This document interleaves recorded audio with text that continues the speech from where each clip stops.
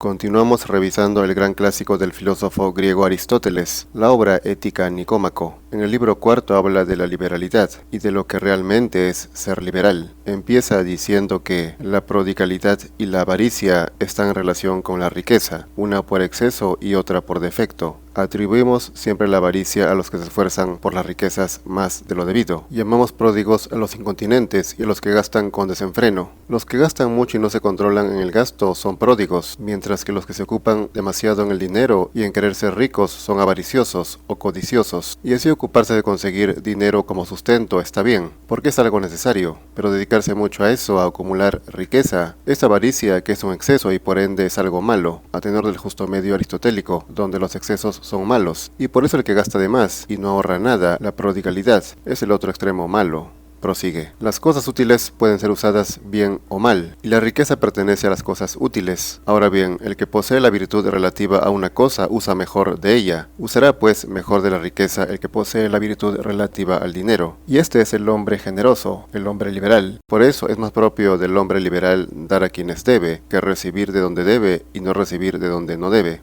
La riqueza es algo útil y por ende algo bueno cuando está en manos de alguien que sepa usarla. El hombre generoso, el liberal, es el más capaz, pues la liberalidad consiste en liberarse, en dar generosamente las cosas, desprenderse de lo que se tiene. Dice, pues es más propio de la virtud hacer el bien que recibirlo, y practicar lo que es hermoso, más que dejar de practicar lo que es vergonzoso. No es difícil de ver que el hacer el bien y realizar acciones bellas acompaña al dar, en cambio el ser objeto del bien o no hacer cosas vergonzosas van con el recibir. Hacer el bien es acción, se trata de hacer algo, recibir es inacción, no hacer nada. El que da es activo, el que recibe es pasivo. Ahora bien, dejar de practicar lo vergonzoso o dejar de hacer lo que es malo no te convierte en bueno, no equivale a hacer el bien, porque como dice, practicar lo que es hermoso o lo que está bien es mucho mejor que no hacer lo que es vergonzoso o lo que está mal. Estos que no practican el mal ni hacen el bien, no son ni buenos ni malos, y como están en el medio, se les podría llamar mediocres, de medio. Dijo Baltasar Gracián que pocos son capaces de hacer el bien, y casi todos pueden hacer el mal. El mal está al alcance de todos, y sentenció el Estagirita que el bien no abunda y por eso es algo hermoso. Dice, la gratitud se le muestra al que da, no al que recibe. La alabanza también se tributa más al primero. También es más fácil no tomar que dar, porque los hombres están menos dispuestos a desprenderse de lo suyo que de lo ajeno. Y así los que dan son llamados liberales, pero los que no toman no son alabados por su liberalidad, sino más bien por su justicia, y los que toman no reciben ninguna alabanza.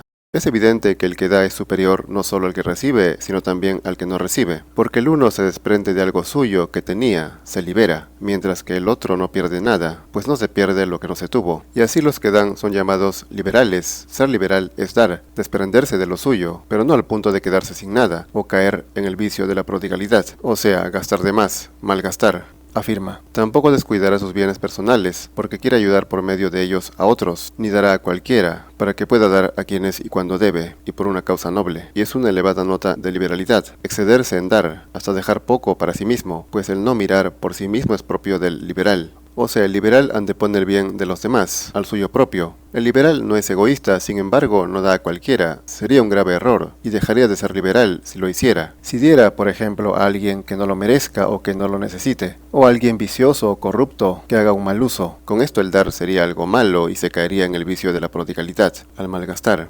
Prosigue. La liberalidad se dice con relación a la hacienda, pues no consiste en la cantidad de lo que se da, sino en el modo de ser del que da. Y este tiene en cuenta la hacienda. Nada impide, pues, que sea más liberal el que da menos, si da poseyendo menos. La hacienda se refiere a los bienes y al dinero que se tiene. Este puede ser poco o mucho. Uno puede ser liberal dando poco o dando mucho. Depende de qué proporción se dé, de lo que se tiene en total. Por ejemplo, si el patrimonio de una persona asciende a 10.000 y de otro a 10 millones. Si el primero da 1.000 y el segundo 10.000, el primero que dio menos, 10 veces menos, es muy superior y más liberal que el que dio 10 veces más. Porque el primero dio la 10ª parte de lo que tenía, mientras que el segundo dio la 1.000ª parte de su fortuna. Por eso se trata de dar lo máximo en relación al total de lo que se tiene, no en dar mucho respecto de los demás. Esto suele ocurrir en las donaciones. Se cree que el que da mucho es digno de aplauso y superior al resto que dio menos. Sin embargo, en realidad, el particular que dio 10 o 20 es superior, porque se desprendió de mucho más respecto de su patrimonio total, que el rico que dio miles, siendo esto una ínfima porción de toda su riqueza, casi una limosna. Estos no son liberales en absoluto, porque no se liberan de mucho, de casi nada de lo que tienen, y así es más liberal el que se libera de más, no respecto de los demás, sino a su propio patrimonio total.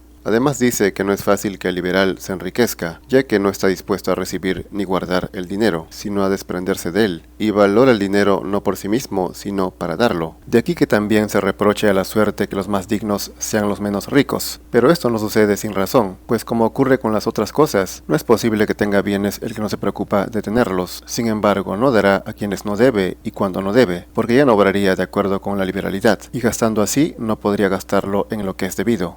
La virtud de la liberalidad consiste en saber a quién dar. Siempre sobrará gente para dar, pero se debe dar a quien sea capaz de usar bien lo que se le dé, para que después no vuelva a necesitar que le den. Y es claro que los más dignos o los más virtuosos suelen ser los que menos tienen, porque la riqueza por un lado corrompe a la mayoría, porque la usan mal, o porque los que persiguen la virtud en general no le dan mucha importancia al dinero y al éxito material. Continúa. Hemos dicho que la prodigalidad y la avaricia son exceso y defecto. La prodigalidad se excede en dar y queda corta en tomar. La avaricia, en cambio, queda corta en dar y se excede en tomar. El que es pródigo de este modo parece ser mucho mejor que el avaricioso, por las razones dichas, y también porque es útil a muchos, mientras que el otro a nadie, ni siquiera a sí mismo. El avaricioso quiere acumular lo máximo posible, por eso o da poco respecto de lo que tiene o no da, para quedarse con más. Así su patrimonio no le sirve a nadie, o sirve muy poco, mientras que el pródigo da mucho, gasta demasiado y aparentemente ese desprendimiento serviría a muchos, a los que da. Sin embargo, esto no implica que sea útil, ya que para que algo sea útil tiene que ser bien usado, y esto solo lo hace alguien capaz, alguien que sepa dar un buen uso de lo que recibe. Claro que entre el pródigo y el avaricioso, este es peor. Además dice que la mayoría de los pródigos son también licenciosos, pues gastando despreocupadamente derrochan también para sus vicios, y al no orientar la vida hacia lo noble se desvían hacia los placeres. El pródigo, pues, si no hay nadie que lo guíe, viene a parar en estos vicios, pero con una acertada dirección puede llegar al término medio y a lo que es debido. O sea, si el pródigo aprende a gastar, a dar a quien debe y cuando debe, y no a cualquiera, entonces puede volverse virtuoso, generoso. Por otro lado, el avaricioso también suele gastar en sus vicios, pero también se cuida de resguardar su tesoro, de mantener su riqueza, y como acumula tanto, su gasto nunca le afecta demasiado, y de este modo el daño que se hace complaciendo sus vicios y entregándose al placer puede ser interminable, mientras que el pródigo, por derrochador, en algún momento se quedará pobre y ya no podrá hacerse daño, enviciándose. La prodigalidad tiene un límite. Dice, la avaricia en cambio es incurable. Parece en efecto que la vejez y toda incapacidad vuelven a los hombres avaros, y más con natural al hombre que la prodigalidad, pues la mayoría de los hombres son más amantes del dinero que dadivosos, y es muy extensa y multiforme, porque parece que hay muchas clases de avaricia. Consiste en efecto en dos cosas, en la deficiencia en el dar y en el exceso en el tomar. Los que reciben nombres tales como tacaño, mezquino, ruin, todos se quedan cortos en el dar, no codician lo ajeno ni quieren tomarlo. La avaricia es interminable, como dijimos, no tiene límites. Por más dinero que uno acumule, siempre querrá más. La bebida apaga la sed, la comida satisface el hambre, pero el dinero jamás apaga la avaricia. Dice una frase de Plutarco, la avaricia es la raíz de todos los males, sentenciaron muchos sabios. El amor al dinero es la ciudadela de todos los vicios, apuntó Diógenes el Cínico. Luego dice, hay buenas razones pues para decir que la avaricia es lo contrario de la liberalidad, ya que es un vicio mayor que la prodigalidad, y los hombres yerran más por ella que por la llamada prodigalidad. La liberalidad se trata de desprenderse, dar lo máximo, no todo ni derrochar como el pródigo. La avaricia en cambio se trata de acumular, poseer, retener lo máximo para sí mismo, no liberarse de nada o de poco, guardando casi todo para uno. En este sentido es obvio que son contrarios, la avaricia y la liberalidad. El liberal y el avaro son opuestos. Ahora bien, es evidente que esta concepción de liberal no tiene que ver nada con la actual, que se refiere al liberalismo y que habla de libertad. En realidad, la otra también apunta a la libertad, puesto que la liberalidad se trata de liberarse de las cosas, o sea, ser libre de ellas. Una libertad en el sentido de tener esa facilidad de desprendimiento, mientras que el que no es liberal, el avaro, no tiene esa facilidad de dar, no quiere liberarse de las cosas, sino acumularlas, esclavizarse a ellas. Así la esclavitud encaja como el opuesto a la libertad, que sostiene la liberalidad. Por último, habíamos dicho que la liberalidad no depende de la cantidad que se dé, sino de la proporción respecto de lo que se tiene. Así uno dando poco poco podría ser más liberal que uno que da mucho. Empero, si queremos guiarnos de la cantidad, la abundancia en el dar, para eso está la magnanimidad. Dice, a diferencia de la liberalidad, no se extiende a todas las acciones que implican dinero, sino solo las que requieren grandes dispendios, y en esto excede en magnitud a la liberalidad. En efecto, como el mismo nombre sugiere, es un gasto oportuno a gran escala, pero al que gasta en cosas pequeñas o moderadas, según requiere el caso, no se le llama espléndido como aquel que, por ejemplo, dice el poeta, di muchas veces al vagabundo, sino al que lo hace así en grandes cosas, porque el espléndido es liberal, pero el liberal no es necesariamente espléndido. Entonces, para designar a los que únicamente dan mucho o en grandes cantidades, está la magnanimidad. Solamente los que tienen mucho pueden ser magnánimos, además de liberales. Sin embargo, uno que tiene menos puede ganarle en ser liberal, pero nunca en ser magnánimo.